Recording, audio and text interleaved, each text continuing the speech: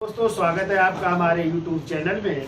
तो देखिए आज एक नए टॉपिक की चर्चा करते हैं और वो है मुस्लिम लीग व पाकिस्तान की मांग। ठीक है, यानी पहली बार जो है द्विराष्ट्र सिद्धांत की बात करने वाले कौन व्यक्ति थे, यदि क्वेश्चन आ जाए तो वो थे सर मोहम्मद इकबाल, जिन्होंने किसकी बात की थी, द्विराष्ट्र सिद्धांत की। कब बात की थी तो देखिए 1930 में जो है 1930 में मुस्लिम लीग, तो मुस्लिम लीग के बारे में आप लोग पढ़ के आए हो। तो मुस्लिम लीग की स्थापना कब हुई थी भैया, तो 30 दिसंबर 1906 को हुई थी। कहाँ पे हुई थी, ढाका में। कहाँ पे, और संस्थापक कौन थे, तो ढाका के नवाब सलीमुल्ला खां, फिर आगा खां, फिर मोहसिन उल मुल्क, ये क्या थे, संस्थापक थे। और यदि आ जाए अध्यक्षता किसने की थी, तो वकार उल मुल्क मुश्ताक। तो मुस्लिम लीग की स्थापना हो चुकी थी 1906 में। कहाँ पे, ढाका में। तो मुस्लिम लीग का भी अधिवेशन हर वर्ष होता था। तो 1930 का मुस्लिम लीग का अधिवेशन हो रहा है इलाहाबाद में। कहाँ पे हो रहा है, इलाहाबाद में हो रहा है।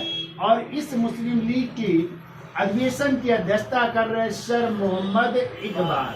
नाम सुना है इनका, इन्होंने ही लिखा था सारे जहां से अच्छा हिंदुस्तां हमारा, हम बुलबुले हैं इसकी ये गुलसिता। तो ये पहले जो है हिंदू मुस्लिम एकता के हिमायती हुआ करते थे। ठीक है, लेकिन इन्होंने जो है 1930 के इस मुस्लिम लीग के अधिवेशन में पहली बार जो है बात की द्विराष्ट्र सिद्धांत की, द्विराष्ट्र सिद्धांत की। और ये कहा कि उत्तर पश्चिम भारत के लिए, या उत्तर जो पश्चिम राज्य है उसमें जो है एक नए मुस्लिम राष्ट्र का निर्माण होना चाहिए। किसके लिए, मुसलमानों के लिए अलग राष्ट्र की बात करते हैं। यानी द्विराष्ट्र सिद्धांत की बात इन्होंने कब की, 1930 के मुस्लिम लीग के इलाहाबाद अधिवेशन। ठीक है, यदि कभी आ जाए कि द्विराष्ट्र सिद्धांत की बात करने वाले पहले व्यक्ति कौन थे, तो मोहम्मद इकबाल। कहाँ पे की इन्होंने, तो मुस्लिम लीग के इलाहाबाद अधिवेशन में। क्या बात की कि उत्तर पश्चिम भारत का संगठित मुस्लिम राज्य के रूप में निर्माण ही मुझसे मुसलमानों की अंतिम इच्छा प्रतीत होती है। ठीक है, तो ये बात इन्होंने की।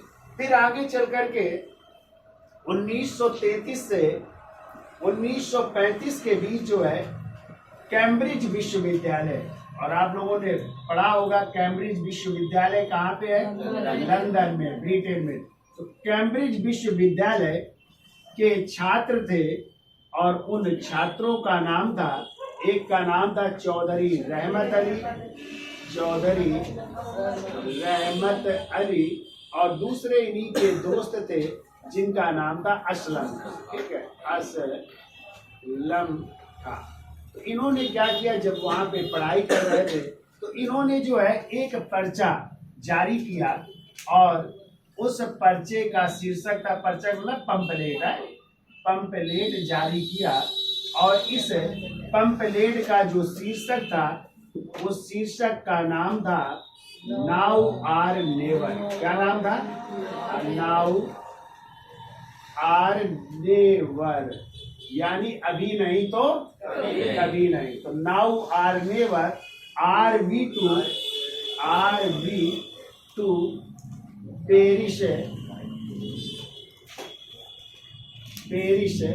फॉर एवर, ये पर्चे का शीर्षक था।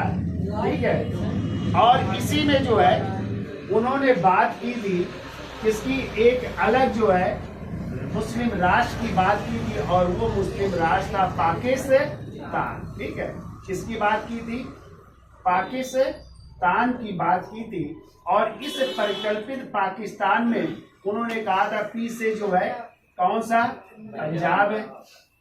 ए से उन्होंने कहा था अफगानिस्तान, या अफगान जो राज्य था, अफगानिस्तान की बात की थी। इन्होंने के आई से कश्मीर की बात की थी, कश्मीर की।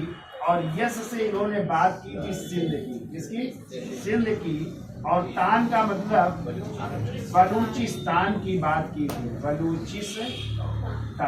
ठीक है, का इन 5 राज्यों को मिलाकर के एक अलग मुस्लिम राष्ट्र का निर्माण होना चाहिए और उसका नाम क्या होना चाहिए? पाकिस्तान। उसे पाक माने होता है पवित्र और स्थान का मतलब स्थान। तो पाकिस्तान का अर्थ क्या होता है?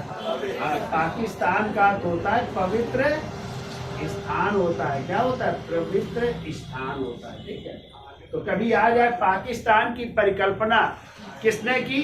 तो इन दोनों व्यक्तियों ने की। किसने? चौधरी रहमत अली और उनके दोस्त असलम खान। कहाँ के छात्र थे ये? कैम्ब्रिज विश्वविद्यालय लंदन के। कहाँ पे था विश्वविद्यालय? लंदन के ये छात्र थे और इन्होंने कौन सा पर्चा जारी किया? Now or never, are we to by perish by ever. और उसमें जो है एक अलग मुस्लिम राष्ट्र की मांग की थी और वो अलग मुस्लिम राष्ट्र क्या था? पाकिस्तान। और इस पाकिस्तान से पीछे क्या था? पंजाब, ए से अफगान प्रांत, के आई से कश्मीर, यस से सिंध और तान का मतलब बलूचिस्तान। ठीक है, इसकी बात तो यहाँ तक याद हो जाएगा है? इसका स्क्रीनशॉट ले लो। अभी आगे चलते हैं तो देखिए पर्चे का शीर्षक याद हो जाएगा।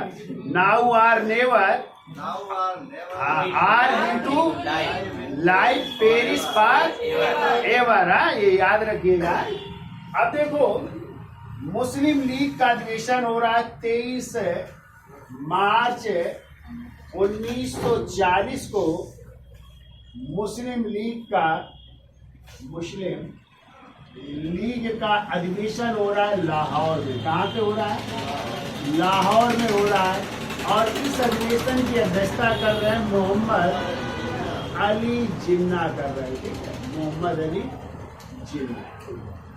इसी लाहौर अधिवेशन में एक अलग मुस्लिम राष्ट्र का प्रस्ताव पेश किया जा रहा है। ठीक है, राष्ट्र का प्रस्ताव पेश किया जा रहा है, लेकिन इस प्रस्ताव में जो है पाकिस्तान शब्द का जिक्र नहीं था। यानी पाकिस्तान शब्द का जिक्र नहीं था, बल्कि एक अलग मुस्लिम राष्ट्र की बात की जा रही। ठीक है, तो पूछा जाता है कि इस अलग मुस्लिम राष्ट्र का जो प्रस्ताव था, इस प्रस्ताव के प्रारूप को किसने तैयार किया था? तो इस प्रारूप को तैयार किया था सर सिकंदर हयात खान ने। किसने? सिकंदर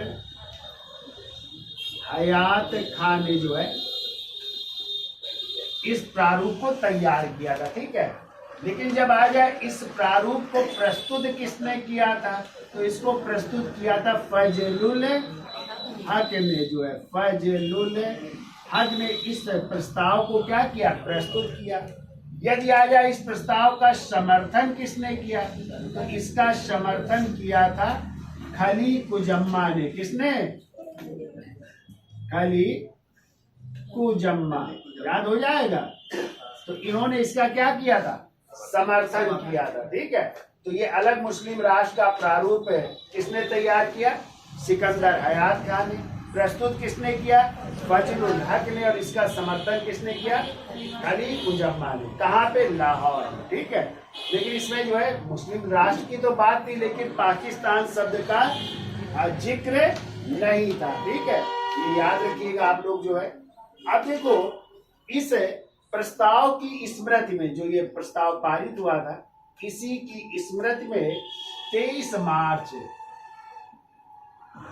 1943 को एक दिवस मनाया गया और वो था पाकिस्तान दिवस मनाया जा रहा है। ठीक है, पाकिस्तान दिवस। और यहाँ पे जो है पाकिस्तान दिवस के रूप में मनाया जा रहा है। कब? 23 मार्च 1943। ठीक है, अब इसी साल जो है दिसंबर 1943 में मुस्लिम लीग का अधिवेशन भी हो रहा है। तो मुस्लिम लीग का अधिवेशन हो रहा है कहाँ पे? कराची में। कहाँ पे हो रहा है? कराची में जो है इस अधिवेशन हो रहा है। और इसी कराची अधिवेशन में जो है मुस्लिम लीग ने बात की इसकी विभाजन करो और यहाँ से भागो या यहाँ से जाओ। ठीक है, तो यहाँ से बात की जा रही है विभाजन करो और यहाँ से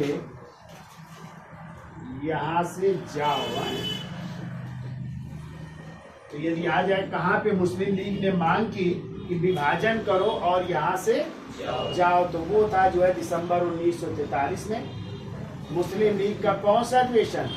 कराची अधिवेशन था, ठीक है। तो याद हो जाएगा इतनी चीज, ठीक है। देखो मोहम्मद इकबाल ने एक आध बात और की थी, याद रखिएगा, और वो थी बात, उन्होंने कहा था कि पंडित नेहरू क्या है? राष्ट्रभक्त है, यानी नेहरू राष्ट्रभक्त है, जबकि जिन्ना एक राजनीतिक है, ठीक है। यानी नेहरू राष्ट्रभक्त हैं और जिन्ना राजनीतिक, ठीक है। लेकिन यदि आ जाए, ये बात तो की किसने? मोहम्मद इकबाल ने, लेकिन इसका उल्लेख किसने किया है? तो इसका उल्लेख किया है पंडित नेहरू ने अपनी पुस्तक discovery of India. Pandit Nehru ने अपनी पुस्तक डिस्कवरी ऑफ इंडिया यानी भारत एक खोज में किया है, ठीक है। इसमें इसका वर्णन किया है कि मोहम्मद इकबाल ने क्या कहा था? नेहरू राष्ट्रभक्त है और जिन्ना एक राष्ट्र, ठीक है। तो ये कहानी थी किसकी? मुस्लिम लीग और पाकिस्तान की मांग। इस तरह ये पाकिस्तान का क्या हुआ? जन्म हुआ, ठीक है। अब हम चर्चा कर लेते हैं एक नए टॉपिक की, और वो है व्यक्तिगत सत्याग्रह जो शुरू हुआ 17 अक्टूबर 1940 को। कहाँ से शुरू होगा?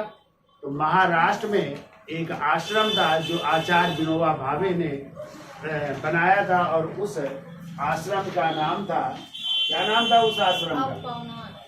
पवनार आश्रम से। और गांधी जी के पहले सत्याग्रही कौन बनेंगे? आचार्य विनोबा भावे। और दूसरे सत्याग्रही थे पंडित जवाहरलाल नेहरू। और तीसरे सत्याग्रही बनेंगे ब्रह्म दत्त। तो वो था व्यक्तिगत सत्याग्रह आंदोलन, ठीक है। तो याद हो जाएगा कब शुरू किया?